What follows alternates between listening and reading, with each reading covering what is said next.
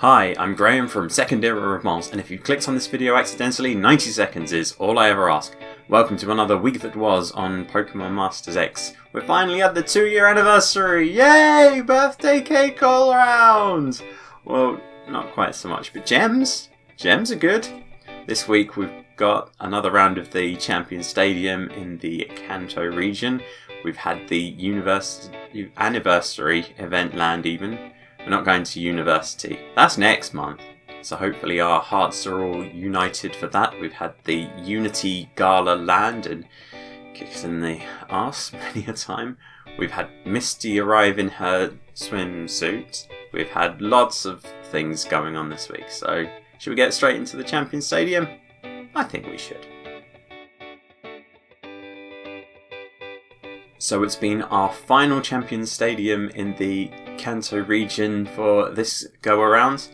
It was a good one, I think. So starting off in round 1, your condition here is don't let your sync pairs faint. You get stats reductions when that happens, so you want to keep that as one of your conditions when you take out the enemy.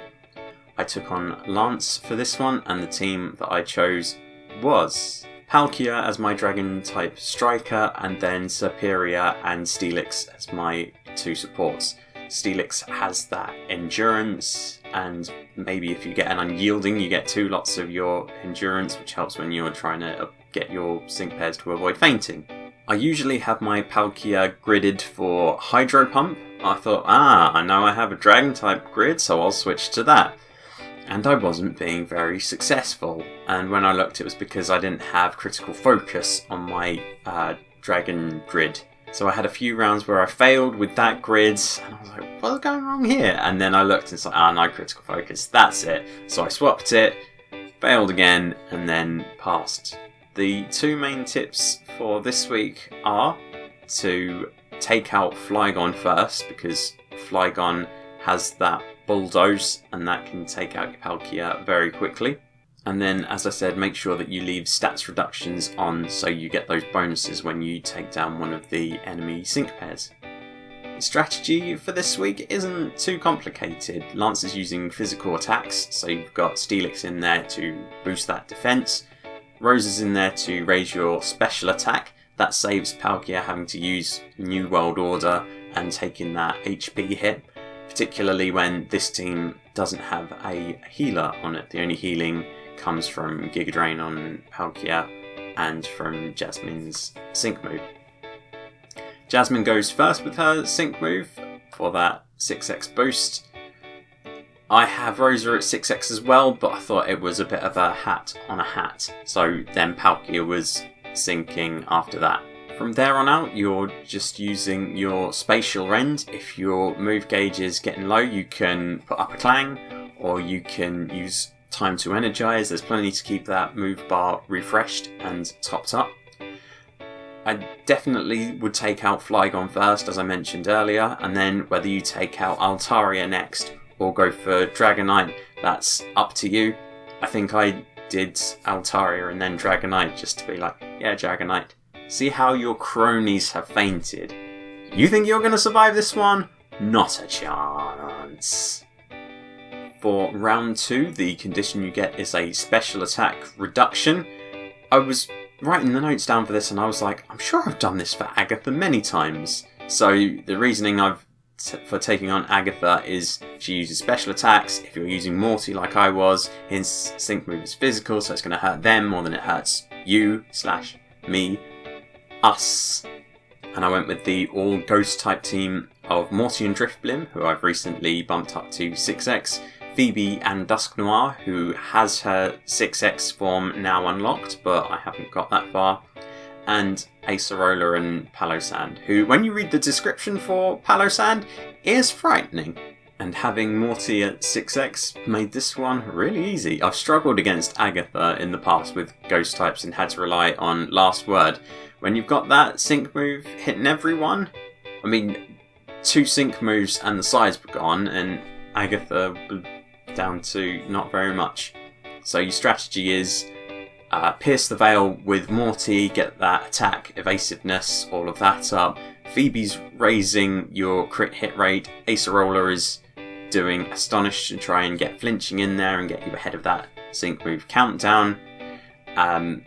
Morty has all the sync moves. He has all the sync moves! In between that first and second sync move, I usually go for Shadow Ball. I know it's a 3-bar move, but when you're using Phantom Presence, that's in 2 parts. So if you're trying to get that second sync move in before Gengar gets that first one, you don't necessarily want to take that hit in losing a round. Plus you have Unbreakable Bonds to keep that move gauge as full as possible. It boosts attack, which helps Morty's sync move as well. After you've used your sync move, Gengar's going to be there or thereabouts. It's not going to do too much damage to you. I was quite surprised, but then I remembered they're usually inertia based, Agatha's sync move, and she's using Run Along, and she uses that after her sync move, so it's not going to do too much. And then after that, you're free to use your Phantom Presence as much as you wish, or as much as you're allowed to by the game, and you shouldn't run out of them. You'll take out Gengar way before that. When you arrive at round 3, your condition is that status conditions last longer, more likely to take effect, do more damage. I'm only going to put it shortened up there. No, it's that side. Up there, it's only going to be shortened. Because last week I did it and took up the whole blooming thing. I saw Lorelei was weak to grass types, and that made me think of Leaf and Venusaur. And then with them, I put Brendan and Sceptile as a grass type striker, 6x as well. And then Xerneas and Sycamore for their boosts, and also for Hornleech. So there's a lot of grass going on. There's a lot of grass being passed around. For this battle though, the poison wasn't the main thrust of it. The main thrust was doing damage with Brendan, and then the poison was just supplementing that. So in your first round, you're using Razor Leaf with Venusaur. You're raising Brendan's crit hit rate, because if you use no hesitation, no turning back even, that's going to take up some of the move gauge. And then with Sycamore, you'd have to use The World is Vast. If you don't use it, you can use a Dazzling Gleam and save that for a bit later. If you fall behind in your 963 to get down to your sync move, you can use Mega Healing to get back in the swing of it.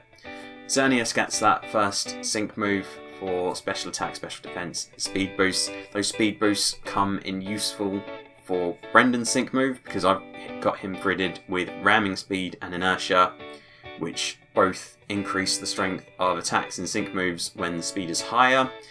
After that, your sync moves go to Brendan. He's going to be leaf storming all over the place. I tend to save Mega Healing until after the first sync move, just so that I can guarantee I get 2 sync moves in before the enemy gets their first one.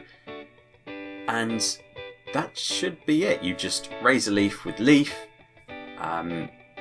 Leaf Storm with Brendan, and either Dazzling Gleam or Hornleech with Xerneas. That should keep Xerneas' health high. You've got potions and passive healing from Mega Healing being used, and Lorelei should not cause you many problems this week, unlike last week with its evasiveness.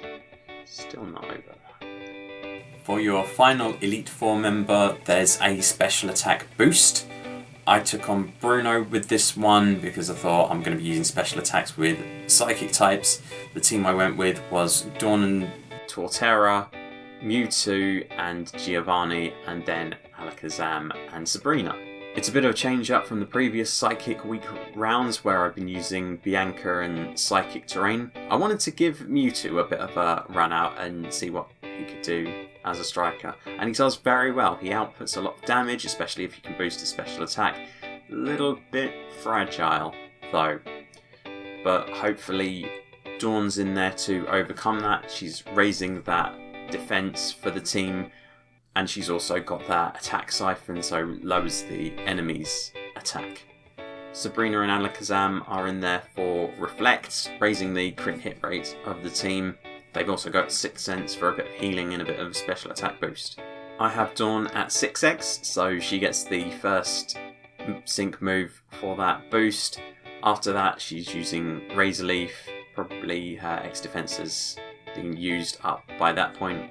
When she starts getting low on health, you'll see it coming from quite a long way. You can use a Good as New to top her up again. With Mewtwo, you're using Psychic when you've got the move gauge high enough. You're using a Confusion otherwise. And this one worked pretty well. Mewtwo managed to take out Onyx. Onyx's Sync move took out Alakazam, which was a bit unfortunate because I still had Sixth Sense left. And then Mewtwo fainted to, it was either a Rock Slide or a Bulldoze from one over there. And that just left Torterra with quite a large amount of health left to take their last Sync pair down. And just Razor Leaf, Razor Leaf, Razor Leaf, Sync move, Razor Leaf. And that was all she wrote. In his final turn as champion of the region, Blue has a condition of physical attack reduction. I chose to go with the status conditions again because he was weak to poison types. So I started off with Lucy and Skylar. I tried putting Plumeria and Salazzle in there as well. A bit too fragile, weren't outputting the damage that I wanted, so I swapped Koga in there to give you that Poison Fang. I was hoping to use X Speed to get that Team Evasiveness boost, but because Skylar's Take Flight raises speed, and didn't use it in time, so I didn't get any of that, so he was only boosting his own evasiveness there. But it's good to have two pairs in there that can cause poison. Lucy also does trap as well with her rat. So in terms of priority, you want to get Exeggutor done first, then you want to do the Sylveon and then Carnivine if you have time at the end there.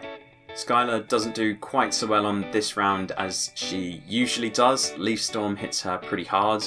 The reason for that is it's a special attack. Take Flight boosts physical defense, so it's not really giving her that bonus. You had to use a potion quite early before her sync move. She syncs first, obviously 6x boost, but yeah, she's going to go down much before the other two. The poison and the trap should take down Exeggutor. Be careful though, it gets a sync cure, so that poison is going to disappear after it's used its sync move. A little bit annoying, but you just got to make sure that after that sync move you've got Poison Fang and Poison Fang queued up from both Lucy and Koga to make sure that it sticks first time around. After Exeggutor goes down, I recommend taking out Sylveon before Carnivine because Sylveon has double edge. That is most likely gonna one-shot whoever it targets, so you can see why it's a good idea to cross that one out. Carnivine will do Razor Leaf, which hits everyone, but it doesn't hit very hard. So you want to definitely take out Sylveon quickly, and then you can work on Carnivine and win the battle. And there it is, the final 7,500 point run in Kanto of this go around. It's gone quickly, hasn't it? Where did those 4 weeks go? Next week we're moving back to the Johto region, so we'll be seeing Bruno and Lance again for that one. So join me next week and we'll see how we take those guys on.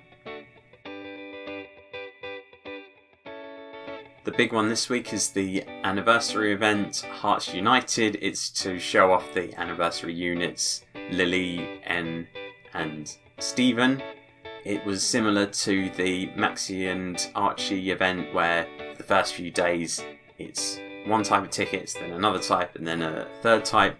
This time round I managed to get them all before it moved on to the next type. I was like, oh, good for me. Unfortunately, you had to wait until the final lot with Steven to unlock the Full Force battles. When they came, not too challenging. You had 3 different type challenges for this one, and that earned you a coin of every type, so Strike, Tech, and Support. So they were all regional, so it was 3 Unova types, 3 Hoenn types, and 3 Alolan types. For Hoenn, I used May, Winona, and Phoebe. Phoebe's in there for Vigilance. Winona's a Rain Setter, as is May. May's your main striker because she can do huge damage off of her sync move.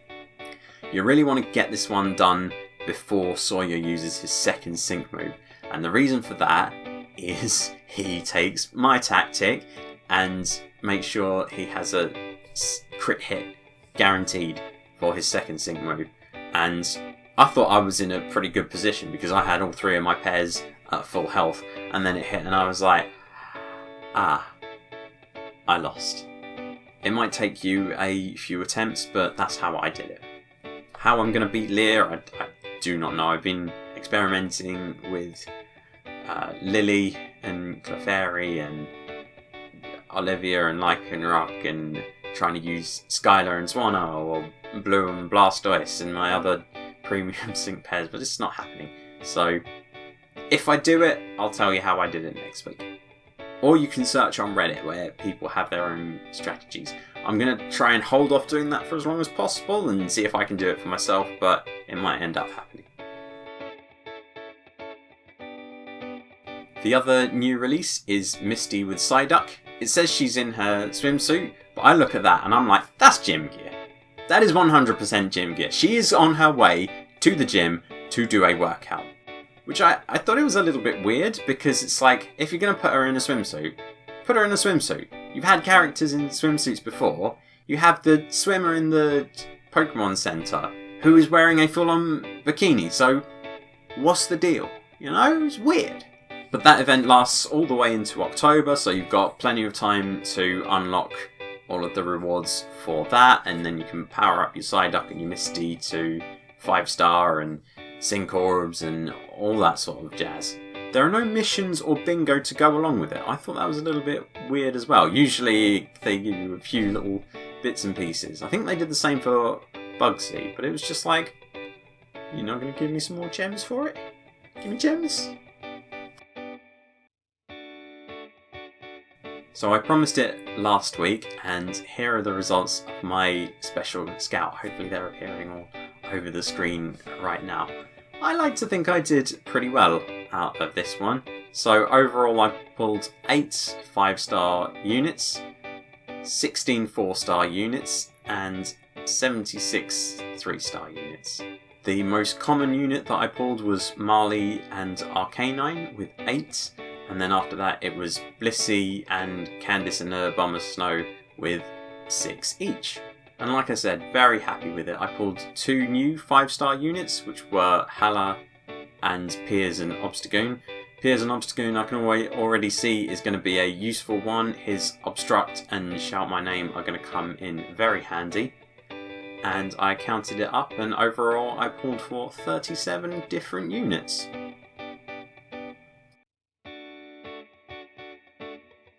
Another part of the anniversary is the daily present, where you get to take on all 3 of the Kanto starters, and you get gems, codexes, battle points, all different things from that. Every 5 days you get to take on their shiny Stage 2 evolutions as well. That gets you even more battle points, even more codexes, gems, all of the good rewards that you need at any time. The pool for the guaranteed 5-star scout has been updated. Finally! I wasn't one who'd saved all of my pulls, but I did have one in the sort of back pocket, and I pulled it out, and wouldn't you know it, it was Pheromosa. So that instantly upgrades my bug type team, and hopefully we'll be demonstrating her powers in a future video. The level cap items for 140 have now been released. You can get them as rewards for the anniversary events, so I'm kind of thinking, do I go for them or do I go for 3-star tickets? Not entirely sure. The Battle Villa has also reopened, so it's time to wrap up your hands and start jabbing your way through them. I mentioned last week about an anniversary scout. Turns out it was a paid one. I had enough gems to do it, so I was like, do I want to? And then in the end I did. I caved. So you get 10 pairs pulled from it. I got 2 5-star units, including Nessa, who I didn't have already, which was useful. And then you get to choose another one. There was 6 exclusive pairs, so it was Venusaur and Leaf, Red and Charizard, and then 4 I didn't have. So it was Cynthia and Como, Alder and Volker, Rayhan and Geraldon, and Champion Iris and Hydreigon. So I went for Champion Iris because I think that's going to be the most useful to have, even though she's another dragon type. And then finally, your daily login bonuses have been updated, so you now get slightly more from the week, from your 7 days. Yet there's also theme skill orbs in there, 4-star power-up books. So it's a nice thing to have refreshed. I didn't take my idea and added the 10-pair scout in there, but, you know, I'm not bitter. I'm not very bitter. I'm a little bit bitter. And that's the special 2-year anniversary week that was. Hopefully you've enjoyed the events, you haven't ripped all of your hair out from the Unity Gala yet, and you're ready to take on the week that will be. But you're well past the 90-second mark at this point, so thank you very much and congratulations. Since you've made it this far, you might as well follow me on Twitter so you know that when next week's Week That Was drops, you can subscribe to the channel and find some of the other videos that I've made.